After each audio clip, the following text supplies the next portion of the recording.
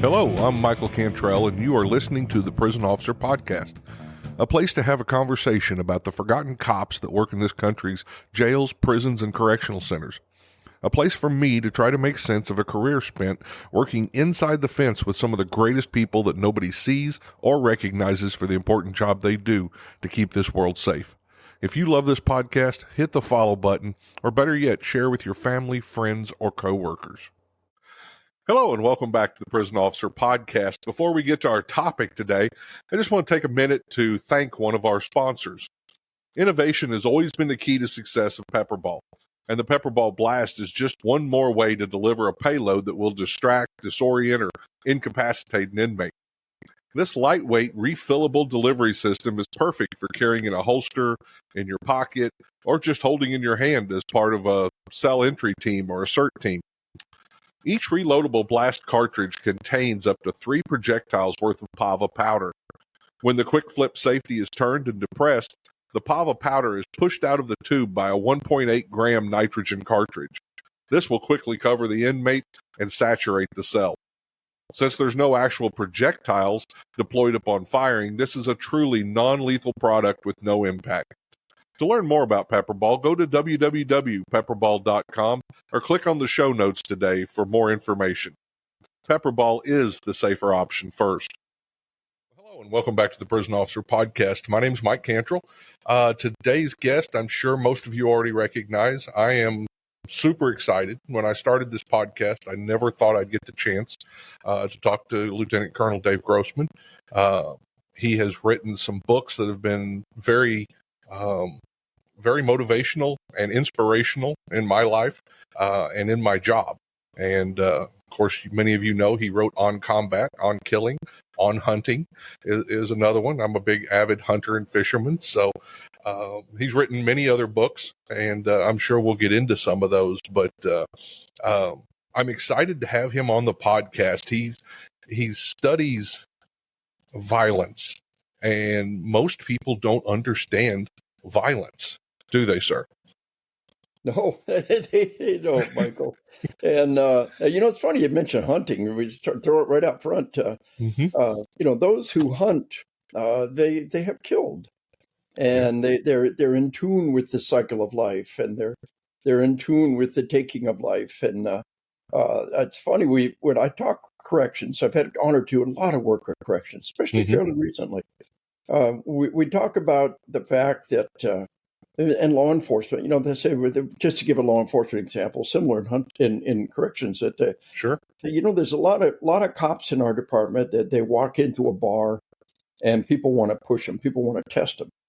So there's a fair number of cops that people don't want to push them, they don't want to test them, and when you cut right down to it, they're hunters, right? They're predators. I talk about the book on hunting, and this has real application. Yeah. That you can't understand who we are without understanding hunting, and throughout the history of our species, we've been hunters. Yep. If you take the existence of our species and cram it and call it 24 hours, up until the last 6 minutes, all we did was hunt. Yeah, we were always in the middle of the food chain. There were things that hunted us and things that we hunted, but it's no fun to be hunted. We don't want to be hunted. We want to be the hunter. And so the decision in life is, I got a couple of dogs here that this is Charlie. He's my hearing dog. My ears are shot out. And Charlie, he's sitting on my lap the whole time. It'll be just fine. He's never killed anything but a tennis ball, Right. But he's a predator. And he makes no bones about it. That's why we love cats and dogs. They're hunters.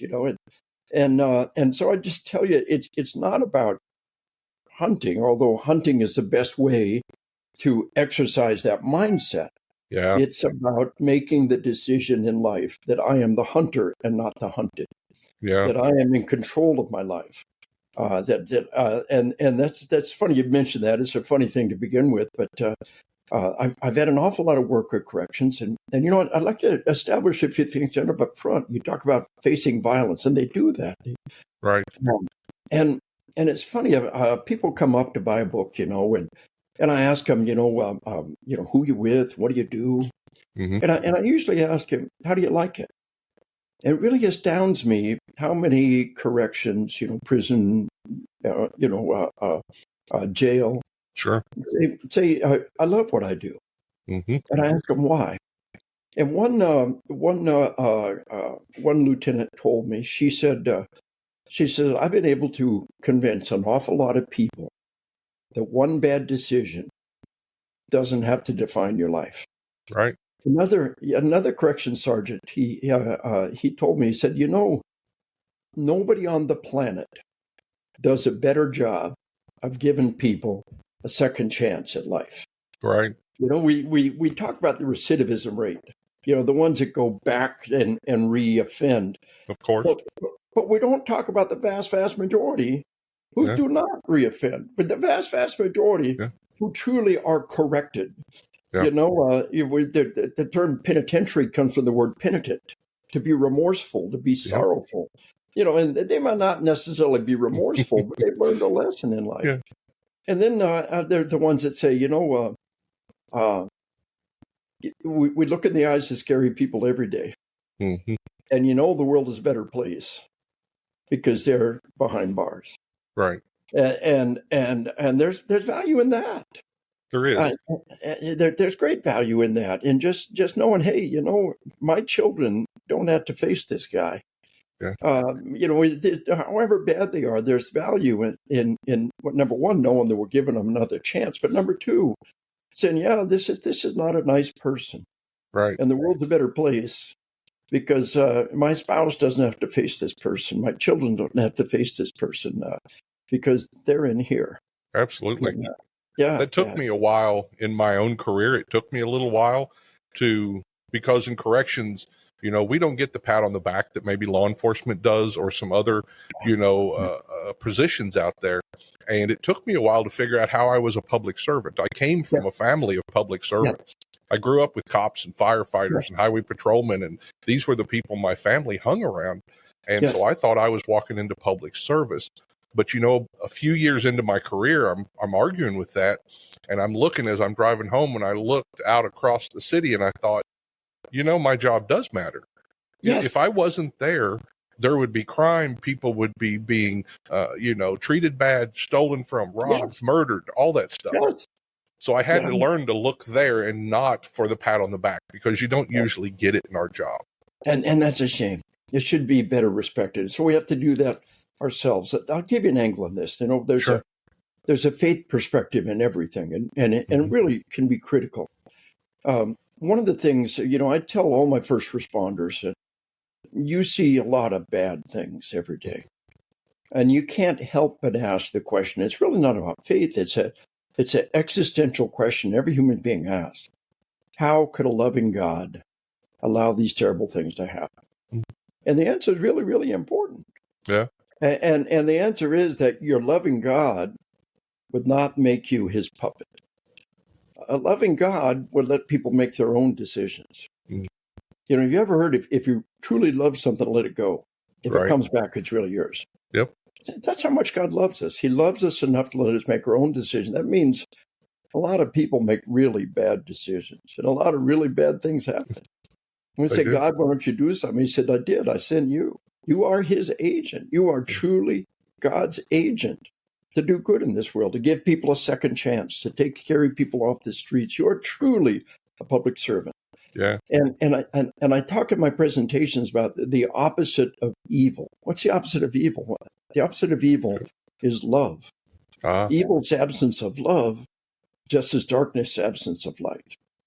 And Jesus said, greater love is no one than this, that they lay down their life for their friends.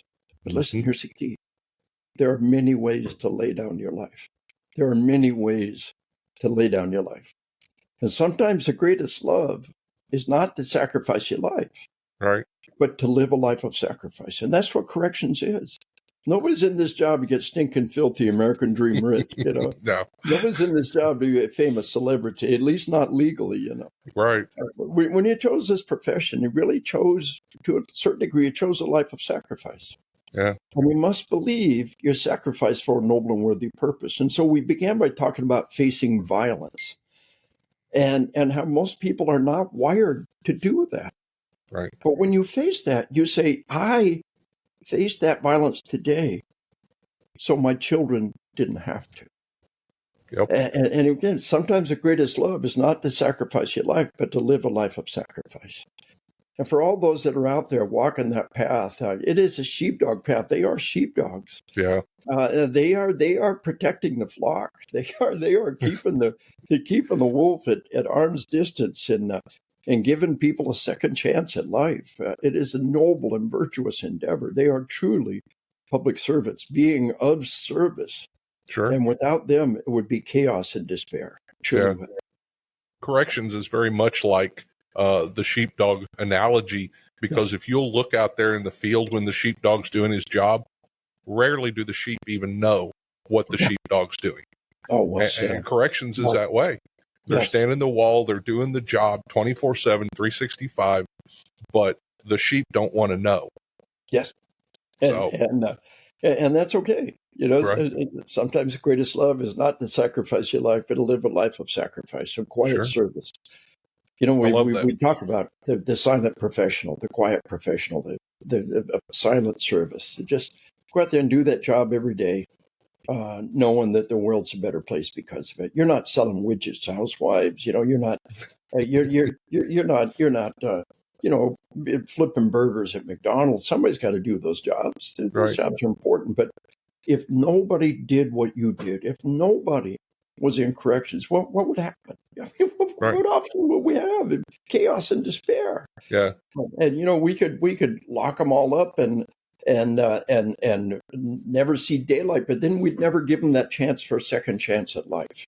Sure. And there might be some cheap, effective way to do it, and sometimes there's value in that. But the truth is that if we're going to give them that second chance at life, and we're going to give them that chance to see that one bad decision didn't have to define their life, then we've got to give that extra effort. And nobody on the planet does a better job than you're doing in this business right now. Excellent. Yeah, I appreciate that. I appreciate your recognition of that. I would like to ask a couple of questions of you because I'm interested. What got you interested in this field of study? Because I don't think this is something that's on the course lecture series when you go to college. What was it that got you started? Well, when I was growing up, my dad started as a cop, and then he got a job that ended up moving a lot. Every 18 months, we would move. And there was always a lot of bullies. Every time you moved, there was somebody that was going to test you. And I hated bullies, and I fought a lot. My dad taught me to fight, and I just grew up with this deep hatred of bullies. But I grew up fighting a lot. I as soon as the martial arts was available, I mean, the first little dojo in our little town, I was in Pine Bluffs, Wyoming. And a guy had kind of a feeder school, an external dojo from Cheyenne, and I started going. I was in junior high. I wanted to be in the martial arts to confront bullies, and and the bullies knew to leave me alone. But I would get in front of him and say, "Leave him alone." He said, "What's got to do with you?" I said, "You're being a bully. You don't need to do this. Leave him alone, or you got to answer to me." And so I always had this call to confront the wolf, to confront the bad guy, and I ended up enlisting in 1974 in the 82nd Airborne Division, and we had Vietnam veterans all around us, and we wanted to know what combat was going to be like. I've gotten an awful lot of fistfights over the years, and soldiers, we're getting scraps, but what's going to be like in combat? And they wouldn't say. It was this taboo topic. I realize now it's like asking about sex. Right. Very intimate, personal process. I mean, think about hunters. As a hunter, when you fire your rifle, you don't hear the shot, and the ears don't know. Now, every hunter I've ever asked said, "Yeah," but nobody has ever sat around the campfire. I didn't hear the shot. Nobody talks about that. They live in their own little silo. Yeah. Well, combat's like that to the third power. Full of experiences that nobody really talks about. Slow motion time, auditory exclusion, re-experience in the event. What we've come to learn and we need to talk about is go further along what becomes PTSD. Sure. and how to prevent it from happening. Yeah. But nobody ever talked about that. And we would ask about it, and nobody would talk. And then, fast forward, Captain Grossman, Army Ranger, en route to be a West Point psych professor, doing my graduate work on this subject. Right. And I would ask people, and they would tell me. It's like, if somebody says, hey, how's the sex life? How many times you get it on? What do you wouldn't tell them. But if Masters and Johnson and some scholarly study came in, you might tell them. You might tell them the truth. And so that became my first book on killing. Right. And I thought what was at the heart of combat was the act of killing. And a lot of the people, I interviewed World War II vets and Vietnam vets by the hundreds. Mm-hmm. But what I had trouble wrapping my mind around is they were 18-year-old kids drafted off the street when this happened. Yeah. And I got this mature, dignified man in front of me, and I can't wrap my mind around it. It took me a long time to realize that for an 18-year-old kid, a few short months after he, ambushed some guy, done him no harm, that can be hard. Yeah. For a mature individual who's prepared themselves for a lifetime, for a mature individual who's using deadly force to protect others, it's just not that big a deal. Mm-hmm. And so my research evolved into my second book on combat, which is really the more important book. And I'll tell you, you mentioned it, Michael, and I think we can recommend it. During the pandemic, it became a big bestseller in the medical community for the stress of being in the medical community in a pandemic. And then absolutely, it's been translated in a lot of languages, and it was translated in Ukrainian. And in January of 2024, it won a Ukrainian Book of the Year award. Wow. And in May and June of 2024, they brought me out there to train their troops. So I was 67 years old at the time. 67 years old, I spent my summer vacation in the war zone training their troops. But they really embraced that book. Now, it's really cool. You've got a copy of On Combat behind you. I've got one behind me. The cover changed at one point, but it's still the same basic book, a little updated. And the whole sheep, the wolf, and the sheepdog thing came out of that. It really built from that. And then we did the Sheepdog Kids book. Right. And it's really important about being the protector, being the one that protects the flock, and making that decision to protect the flock. And that's what the people listening to this podcast are. They are the sheepdogs. They are the ones protecting the flock. They go home every night and they see gentle, decent people all around them who are able to go on about their lives because you do that hard, dirty, difficult job every day. Yeah. And that's the sheepdog. Yeah.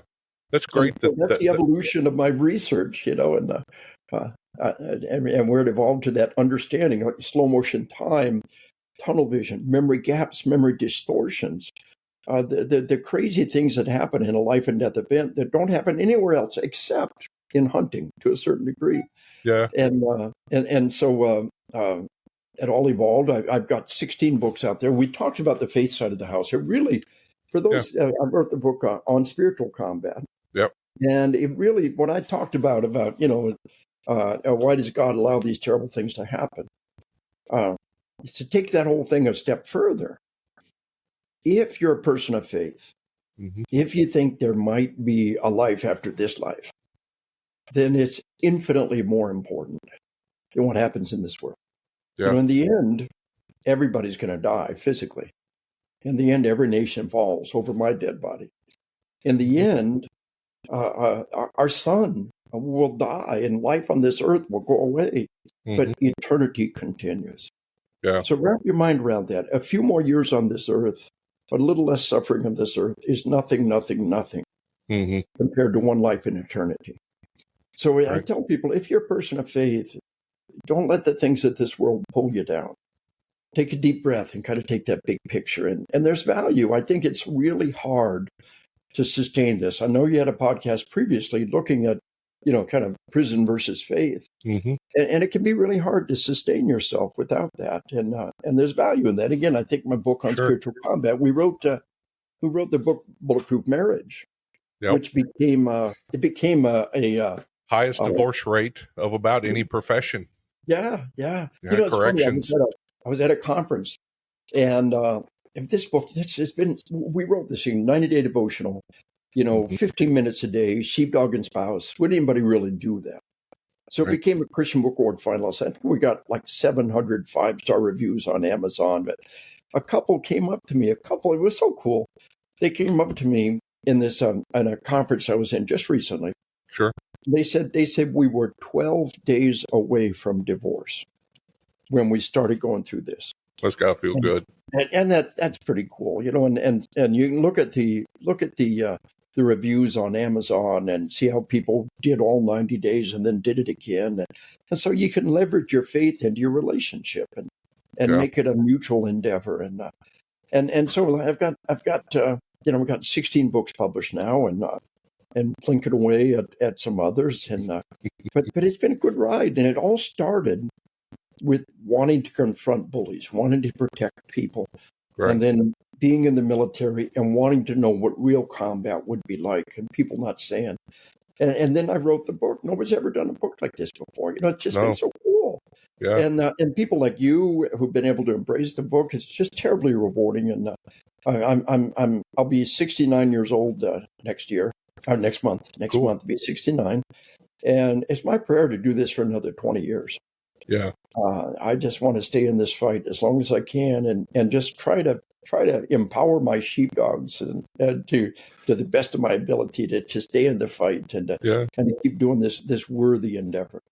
You were one of the first people to actually talk about it, and I don't know, I'm sure thousands of people have told you, but it was so comforting to have somebody talk about the stuff you talked about non-combat, you know, because in prison, and that's my field, you see so much violence. I've seen violence that most people can't even imagine, human on human, not necessarily, I haven't killed anybody myself, but the violence I've been around day after day would stagger most people, and nobody talks about it. Like you said, it's kind of this quiet thing. So you were the first one to kind of give voice to some of that. Question I've got, you talked about PTSD for a minute. Corrections is a little different, you know, than some other PTSD. A lot of those are one traumatic event, you know, either having to kill somebody or being there during a traumatic event. With corrections, it's lots of these smaller traumatic events, sometimes for weeks, sometimes for years. Do you see a difference in the way that manifests itself in the individual? Well, first, let's talk about the commonality. Okay. In general, PTSD, you have a traumatic event, and then you re-experience the event. Mm-hmm. So during an event, sympathetic nervous system kicks in. That's fight or flight mechanism. You know, your heart is pounding in your body, and it's very powerful. Yeah. And what happens is a neural network is established. I talked about, you know, a kid touches a hot stove. Hey, you're 5 years old. How many times did you have to touch a hot stove? Just one time. Just once. Just one time. And that neural network was established. Don't ever touch that stove again. I call it the puppy inside, the midbrain, the autonomic nervous system, fight or flight, feed and breed. That's all he does. You know, and that puppy inside blows a hole through the screen door, pees in your lap, and says, "Don't ever touch that stove again." And it works. Yeah. So in corrections, you have a traumatic event, but then you do it again and again and again. And if you don't separate the memory from the emotions, you're just reinforcing that relationship. So I'll give you an example. Arkansas State Trooper, first gunfight, bad guy's down, he's alive, happy end of the story. Mm-hmm. So a week later, he and his wife are sitting in the bleachers watching their daughter at a swim meet. A starter's gun goes off when he doesn't expect it. Boom. He said, "My heart's pounding, gasping for air, drenched with sweat." His wife thought he was having a heart attack. He didn't know what was happening. Now, this is important. This is not PTSD. Re-experiencing the event, having that sympathetic nervous system kick off again is normal. It's a survival mechanism, right? You know, you know, the lion roared and you jumped out of the way, and that saved your life. And from that time on, anytime a lion roars, boom, you know, you kick in. So these are survival mechanisms, but we got to bring them under control. We got to separate the memory from the emotions. So the kind of tools we have to separate the memory from the emotion. Let's say that you were, cops had a gunfight on a particular street, and they drive down that street and they re-experience the event. It triggers the memory. A corrections officer was attacked in this particular cell block, and he walks in that cell block, and his heart starts going up. And he's re-experiencing the event, the sympathetic nervous system kicking off. This is not PTSD. It's normal. Right. How you deal with it will decide whether or not it becomes PTSD. And what you got to do is separate the memory from the emotions. Now, we talk in On Combat about the breathing exercise. So you can always just stop and breathe. I've got collections of case studies and emails that people have sent me, organized by subject. And of all the subjects, the breathing is by far the largest folder. To just stop and breathe, breathe in 4, hold 4, out 4, hold 4. And you truly are. So what we got there, the midbrain is fight or flight, feed and breathe.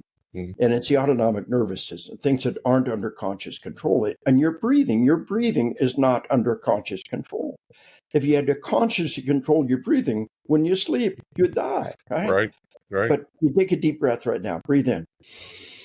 What'd you just do? You pulled your breathing from unconscious to conscious control. Right. And when you reach out and grab conscious control of the breathing, the whole autonomic nervous system comes with it. It pulls you from fight or flight to rest and digest. Right. And the most powerful tool we found, and what I tell a lot of people, is to walk with a bottle of water in your hand.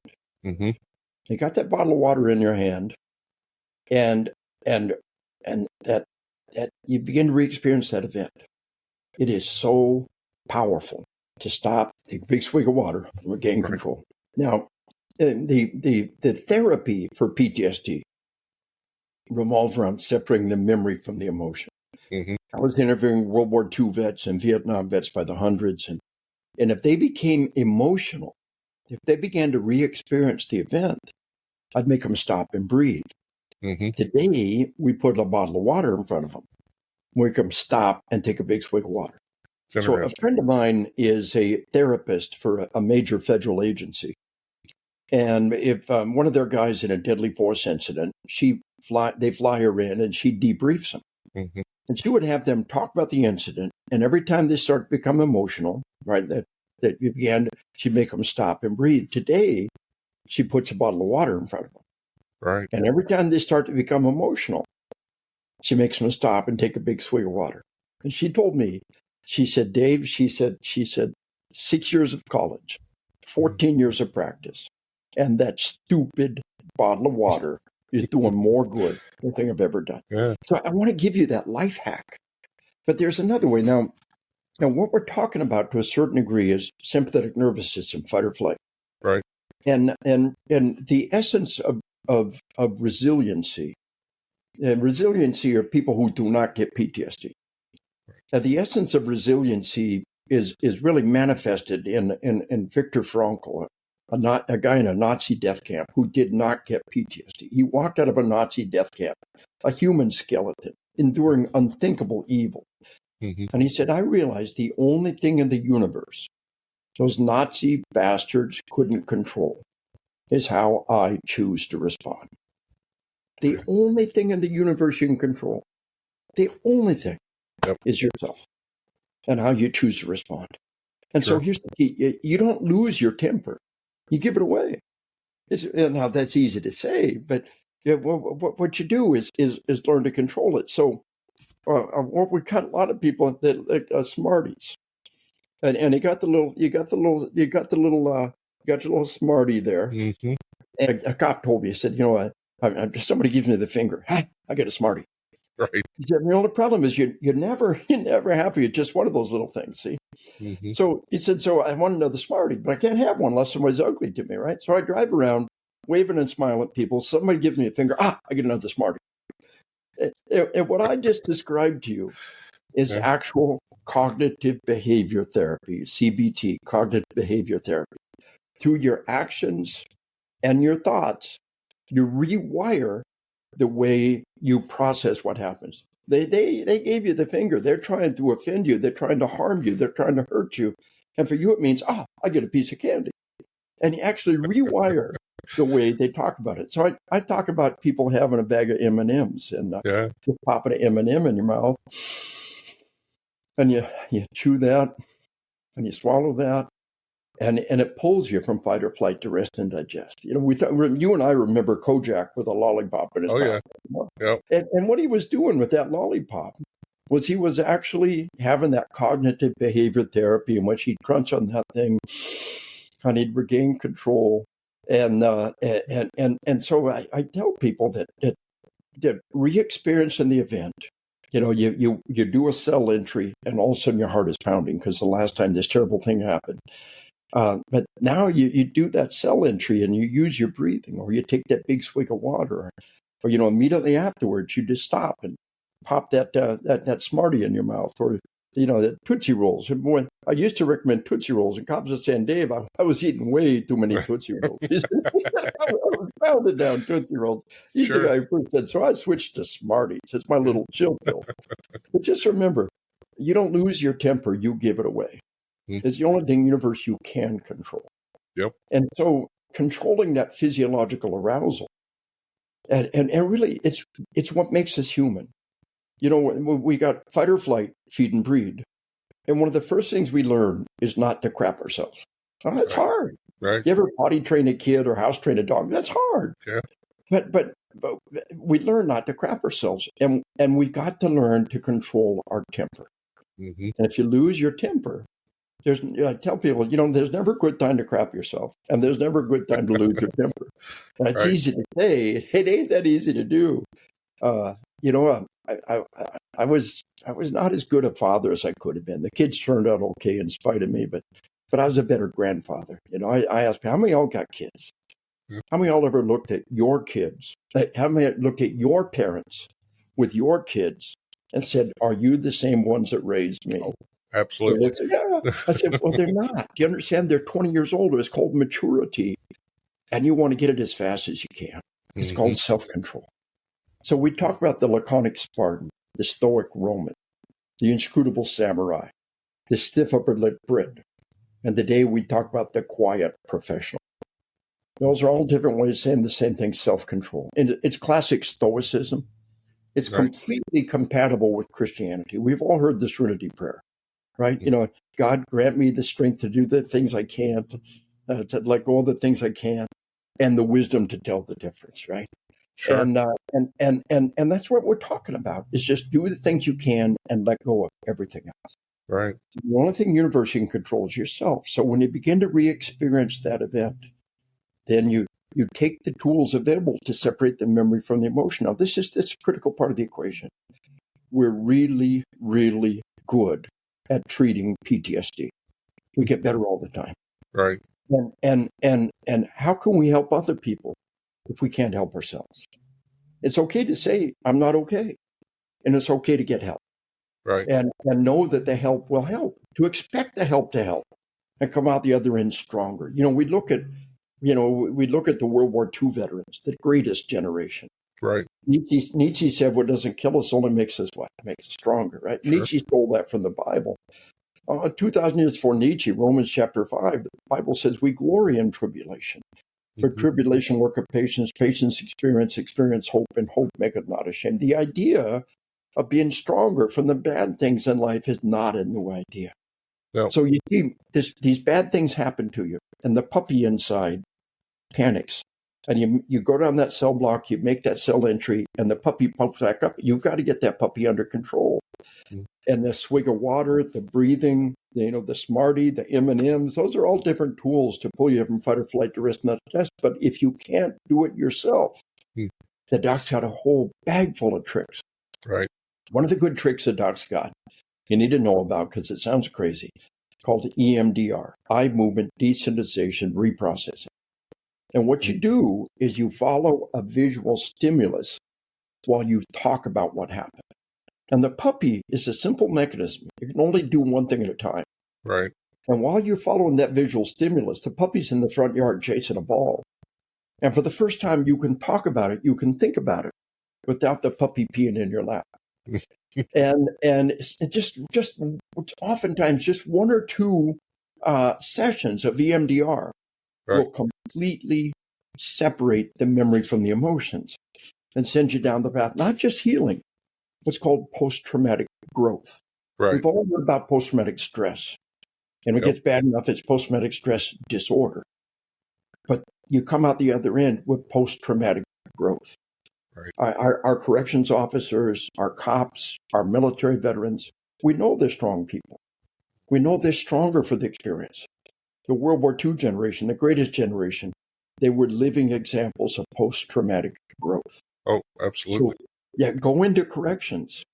Go into those bad situations, knowing they will make me stronger, seeking post-traumatic growth. And I think that's really an important thing to talk about.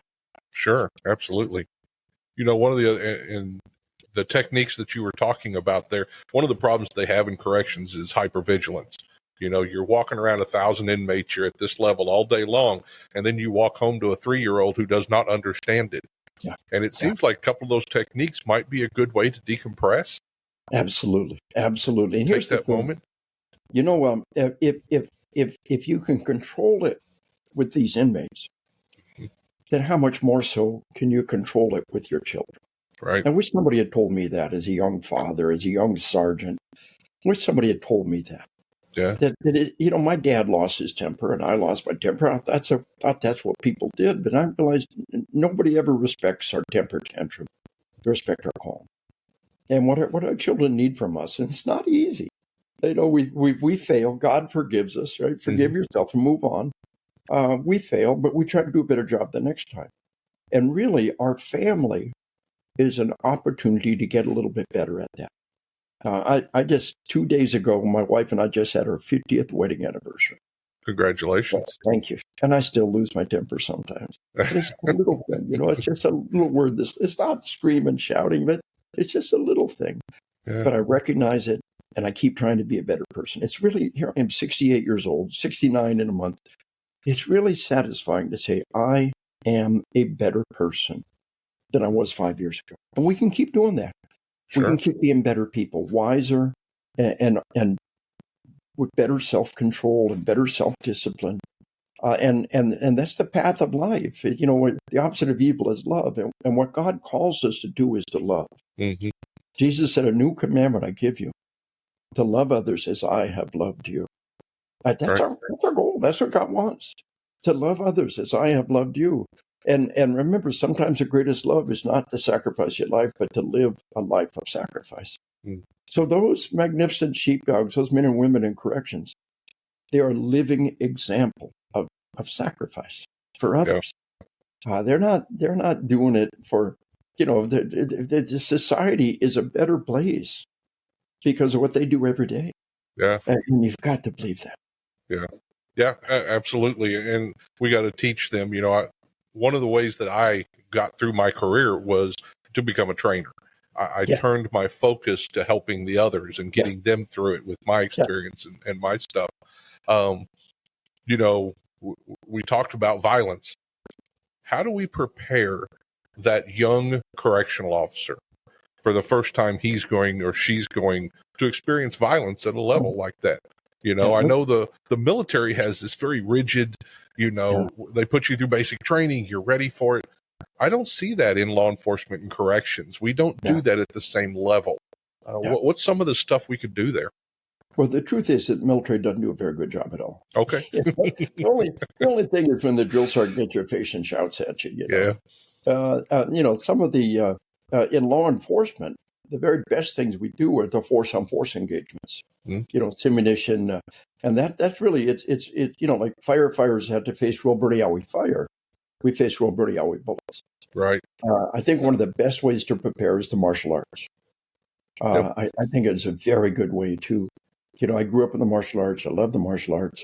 I think it is a very best way. It's a great thing you can do with your family. It's a great stress reliever.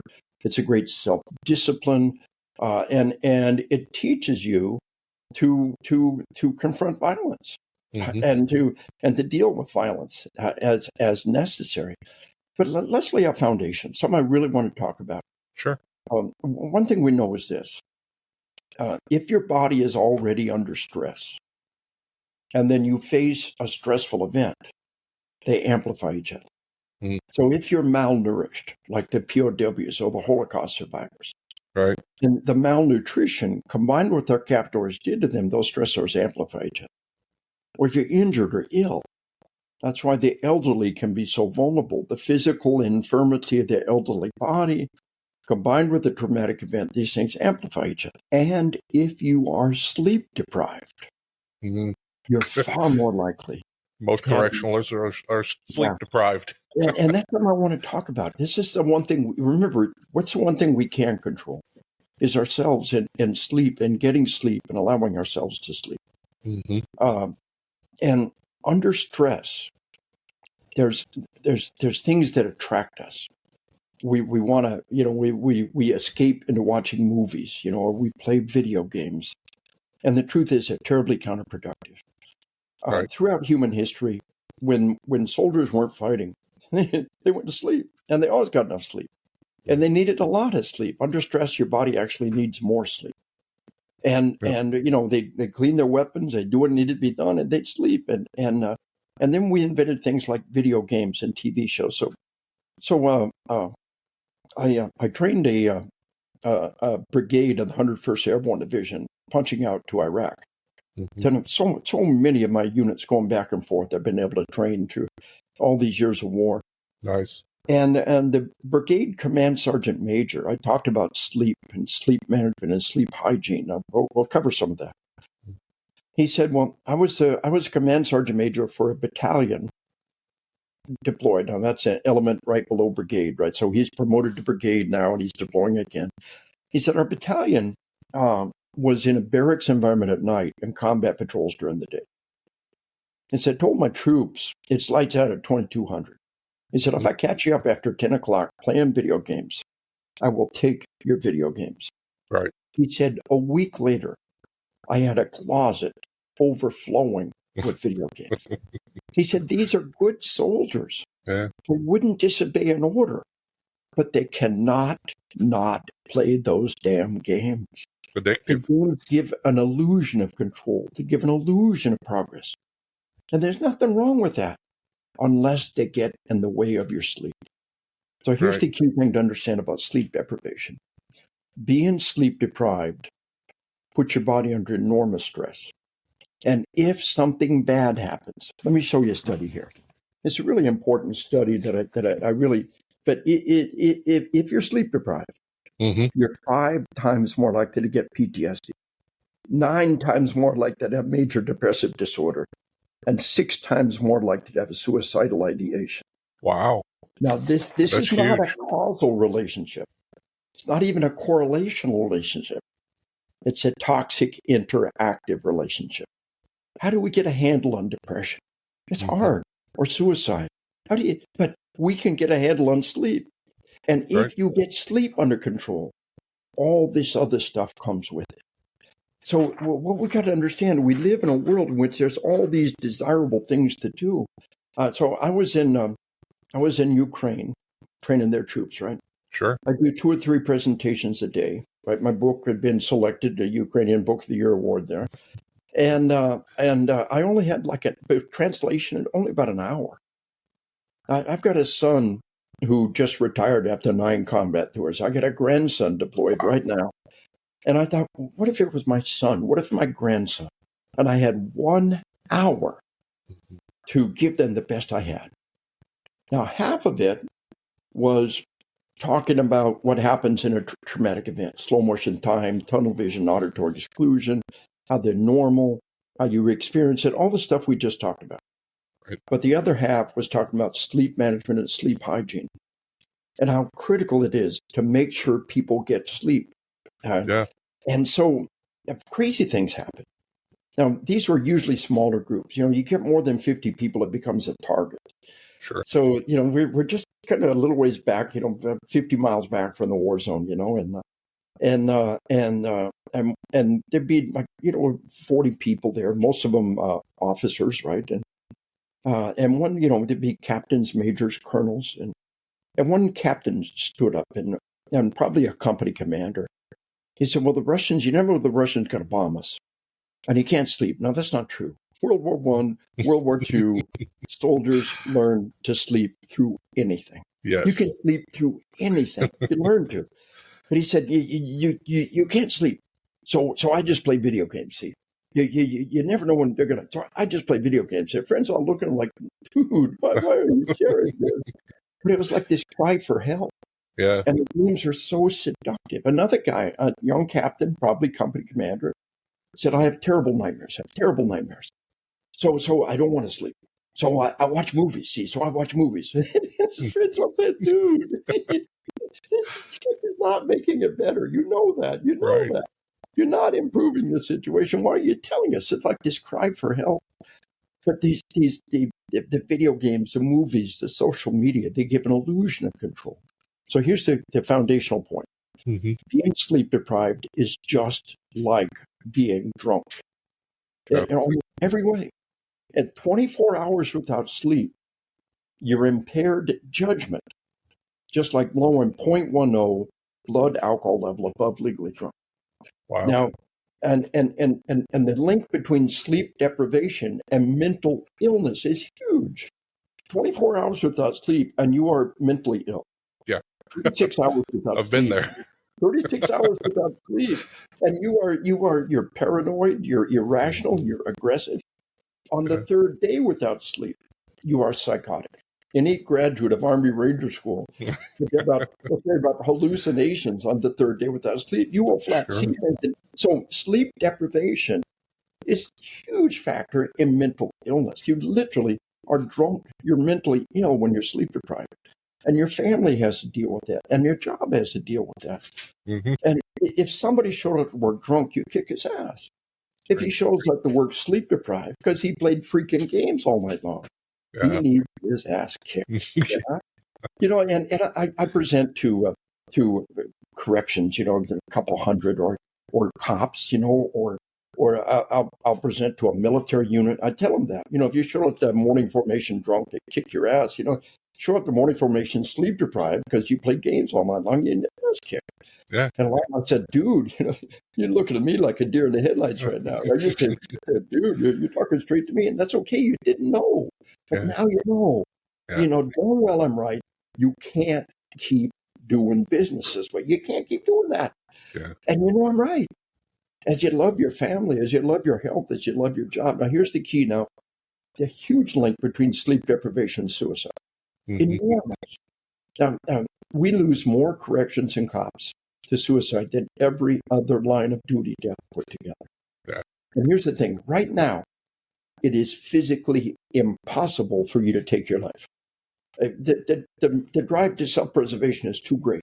Mm-hmm. You know, if we were on a tall building and I tried to shove you over the building, you'd fight for your life. Right. The drive to self-preservation is so powerful, you cannot take your life. But when you're drunk, alcohol inhibits the drive to self-preservation. Right. Suddenly, suicide becomes possible. So alcohol is always this key component in suicide. Mm-hmm. You take all these other problems, you add alcohol, and suddenly you take a permanent solution to a temporary problem, and you take your life. But sleep deprivation is exactly the same. And you're only drunk for a brief window. But you're sleep deprived for it goes on and on and on. And you know, and you'll sober up in a couple hours. If you're sleep deprived, unless you get some rest, you just get worse and worse. Yeah. So not only I tell people, do some online research. Just do an online research. Sleep deprivation, mental illness, boom, boom, boom, boom. Sleep deprivation, suicide, boom, boom, boom, boom. Study after study. One of the best studies says not only is sleep deprivation a key factor in suicide, it's the most remediable factor. But we can't do anything about your relationships or your finances, but we get some sleep right stinking now. Yeah. And so sleep deprivation is a key factor in traffic deaths. Another major killer of people. Sleep deprivation creates chronic pain. Sure. And that's the opiate epidemic. Why opiates? Fentanyl's an opiate. Fentanyl alone kills 40 to 80,000 Americans a year. We lose more people. Most years we lose more people to fentanyl in 1 year than we lost in the entire Vietnam War. And opiates are crazy. killed. Why opiates? Yeah. Because we got chronic pain. But also, when you're sleep deprived, those opiates have a double whammy. They are satisfying something your body deeply, deeply needs. The thing to understand is sleep is a biological blind spot. We need four things to survive. We need air, we need water, we need food, and we need sleep. Right. You will die from lack of sleep faster than you will die from lack of food. You will die from lack of sleep. You need sleep more than you need food. Absolutely. Your body knows how to make you get air, water, and food. Try going without air or food or water. Your body will take over. But your body doesn't know how to make you get enough sleep. It's just biological. There's nothing tough. There's nothing macho going without sleep. Any 10-year-old girl in a slumber party can do it. The professional thing to do is to manage your sleep. And by the way, sleep deprivation is a key factor in obesity and heart disease. And it's a key factor in Alzheimer's. That should scare the hell out of all of us. People, I'll sleep when I'm dead. You have a decade of Alzheimer's first, you idiot. Alzheimer's and dementia, sleep deprivation is a major factor. Now, here's the thing. Why don't we know about the link between sleep deprivation and Alzheimer's? Why don't we have public service announcements about the link between sleep deprivation and suicide? Because the TV will never have a commercial that says, turn off the TV. Right.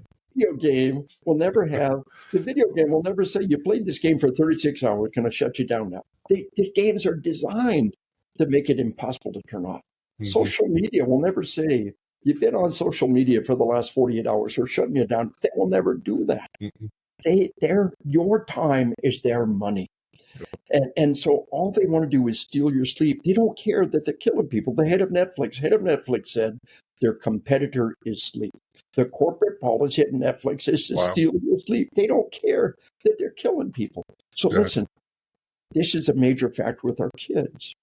Worldwide, suicides of children have exploded. Every nation, every demographic group. Here's parenting 101 for the 21st century. When you send your kid to bed at night, take their cell phone away from them. Yeah. No laptop, no cell phone, no TV. They got to go to the room and sleep. We should be scared sick. I lost a little brother to suicide. I lost 2 nephews to suicide. I cannot tell you how harmful that is to a family. It's just no action, no behavior. It's worse than having somebody take their own life. Just being murdered is not as harmful to the family as suicide is, for them to choose to take their own life. Yeah. And so a cop came up to me. He said, I told the group, I said, teenagers, 10, 11, 12-year-old, teenage girls' suicide rate has tripled in just the last decade. A cop came up. He said, I had one of those teenagers. He said she was a good girl. She was an A student. She said, Dad, it's embarrassing. You don't have to take my cell phone every night. Family policy, good policy. Cell phone charger, go to bed. You don't have to take my phone every night. You can trust me. I said, okay, I trust you. Keep your cell phone. He said, a little while later, she took her life. He said, my little girl took her life. And we never knew the hell she was living in until we looked at the text messages on her cell phone. Wow. Night after night of ceaseless, relentless, vicious bullying. He said they were tag teaming her. They were taking shifts all night long, night after night. He said, I immediately understood my little girl's bullied to death. What I didn't understand until now, she was sleep deprived, tormented, and bullied to death in front of my eyes, and I let it happen. He said, I can't ignore that text message in the middle of the night. How can we expect our kids to? And suicide is a major killer of teenagers. The major killer of teenagers is traffic deaths. And sleep deprivation and traffic deaths is huge. Another major killer of our kids is drug overdoses. Yeah. And all three, suicide, traffic deaths, drug overdoses, the major causal factor is sleep deprivation. So let's talk about sleep hygiene real fast. Okay. I sent my grandson off to college. Now, what's the 3 things most likely to kill my grandson? Suicide, drug overdoses, and traffic deaths. It's all there. What's the greatest gift I give my grandson? A good night's sleep. Now, he's heard my class, he's heard my stuff, but here's the thing. I tell my cops, I do a school safety seminar. I had an East Texas school safety conference. I told them, we're going to talk about keeping your school safe from violence. Mm-hmm. But odds are good you haven't had anybody murdered in your school. I bet you had, unfortunately, you probably had some suicides. Yep. You had some traffic deaths. You had some drug overdoses. Bet you had a problem with mental illness and about obesity. You say, well, what can we do about the suicide? Sleep. What can we do about traffic deaths? Sleep. What can we do about the mental illness? Sleep. I said, you want to walk out that door and save a kid's life. Educate them about sleep hygiene. So here's what they need to know. 3 things. The amount of sleep they need for their age. And for adults, we need 7 hours of sleep minimum. Mm-hmm. You cannot get by. There's a great chart from military research and that unit that's getting by on 4 hours of sleep. And very quickly, they're destroyed human beings after 20 days. Right. The ones with 5 hours of sleep are right behind it. The ones with 6 hours of sleep are not. It isn't until you get 7 hours of sleep every night that you can sustain yourself. And all these military units, nobody's, I got by on 4 hours of sleep, and 20 days later, I'm just fine. Nobody was able to get by on 4 hours of sleep, and 20 days later, be just fine. Right. So we've got to get a minimum of 7 hours of sleep. As adults, I shoot for 9. That's kind of my personal goal. And when I get less than that, I try to make up for it a little bit. But anything beyond 9 or 10 starts to become a little counterproductive. Mm-hmm. If you catch up on sleep, it's not so bad. But on a steady basis, 9's really the most that we should shoot for. But the amount of sleep that they need for kids, depending on the age, they need more than that. Yeah. Number 2, cut off caffeine shortly after lunch. We're in the middle of a caffeine epidemic. We've got a global epidemic of sleep deprivation and a global epidemic of caffeine abuse. We have quantity and quality of caffeine like there's never been before.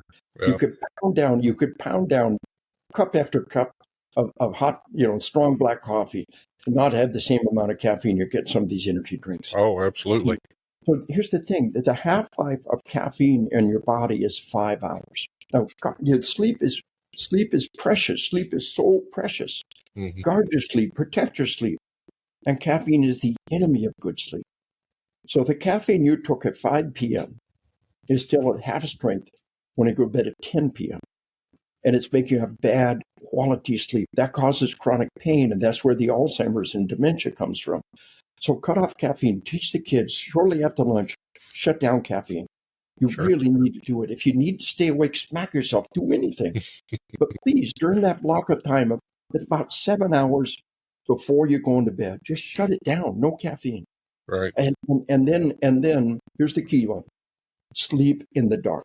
We're designed to sleep in total darkness. Our species, throughout history, for untold hundreds of thousands of years, Absolutely. It got dark. It got dark. There was no light. And that's why the body doesn't have to make us sleep. It happened naturally. It got dark. It has nothing to do with a little sex, a little talk, and you roll over, you went to sleep. Yep. And then we invented the electric light bulb and the television and the video game. So here's the key. Teach the kids to sleep in the dark. And one of the best tools anybody out there, anybody listening, mm-hmm. is the sleep mask. This particular mask is Amazon's #1 bestseller. Last I looked at, like 85,000 5-star reviews for a stinking mask. Wow. And if you do just one thing from this podcast, one life-saving thing, you may not get one more minute of sleep. But you and I know that no matter how bad your curtains are, if you're working night shift, you try to sleep during the day. I don't care how good your blackout curtains are. If you can tell it's daylight outside, that's way too much light. Mm-hmm. I'm a huge science geek, and a major study in the sleep lab, right? Totally dark room, sleep lab. Right. Bathroom light is on and the door is shut. The light coming under the crack of the bathroom door is enough light to stop your body from producing the melatonin that you need. Now, melatonin is the hormone that makes us sleep. Melatonin is created in total darkness. And so make the room as dark as you can and combine it with the sleep mask. You may not get one more minute of sleep. You get quality sleep. It'll rock your world. Right. It's just the easiest possible life hack. You can walk out that door and change your world and change your life to sleep in the dark and combine it with the sleep mask. And it'll rock your world. So my grandson goes off to college. Mm-hmm. I gave him 3 different kinds of sleep masks. I said, find the one you like and use it. Yeah. I called my grandson up and called, hey, buddy, how's college going? Doing great, Grandpa. Are you getting enough sleep? Critical question. Yes, sir. Are you using your sleep mask? Yes, sir. As a matter of fact, it got kind of grody. I went online and ordered another one. And boom, that's how I sell success, you know? So Yeah. the kid wrapped up 2 years of college, enlisted, he's now deployed, doing great things. But Congratulations. thanks. But those college years, and they're dangerous. We're losing kids, we're losing people. So Yeah. all you corrections people out there, again, if you're sleep deprived, don't cop a pity party here. But if you're sleep deprived and the bad stuff comes down, you're stacking the deck against yourself. Yeah. Teach yourself for the long game. We need 4-quarter players. We need seasoned players. Your whole family. Nurture an environment of sleep. Create an environment where we track our sleep. There's great value in the fitness trackers where we track our sleep.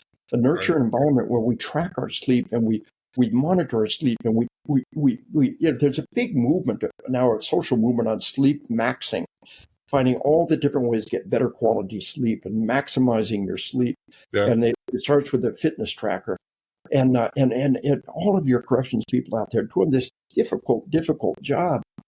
If you're sleep deprived, all the deck, don't cop a pity party. We can handle anything, but we've stacked the deck against ourselves. And this is one place where we can make a huge difference right now to turn the tide.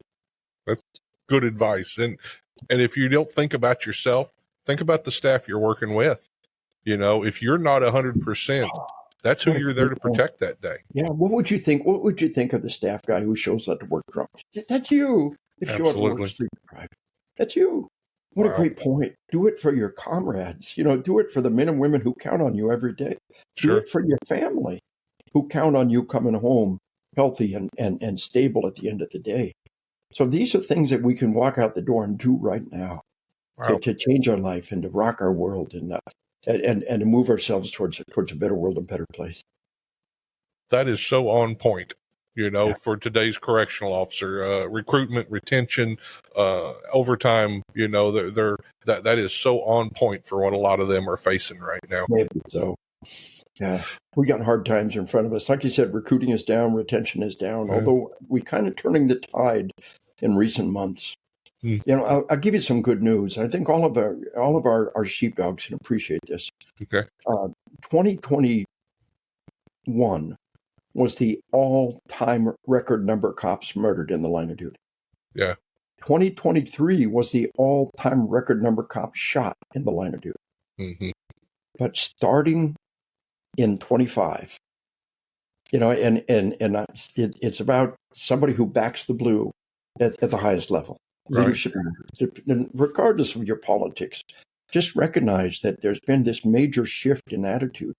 Yeah. And this is all from the Officer Down Memorial website. But of the first 5 months of 2025, 2 months tied. One was a 3-way tie and one was like a 4-way tie, but 2 months tied the least number of cops murdered in the line of duty. And we're including corrections in that. Yeah. And 2 months set a new record low number murdered in the line of duty. That's great news. We've seen recruiting has exploded. The FBI, the Border Patrol has seen an explosion of recruiting. Albuquerque, New Mexico was under consent decree. The consent decree was lifted, and they had a surge of recruiting like they'd never seen before. I just have hope. These have been hard years. These have been hard times when our sheepdogs were under attack. And Absolutely. And the wolf was empowered. They were taught that the criminal is the good guy and the cop was the bad guy. And this is one of the most harmful possible narratives. Well, we've come out of those dark days, and there's hope for the future, and there's hope for our nation. But in the meanwhile, we need our sheepdogs to just protect the flock and believe in who they are. Remember, sometimes the greatest love is not to sacrifice your life, but to live a life of sacrifice. To do that dirty, dangerous job, because if nobody did it, our civilization would be doomed. True. Yeah. Absolutely true. Thank you so much, Colonel. Man, thank you for coming on here.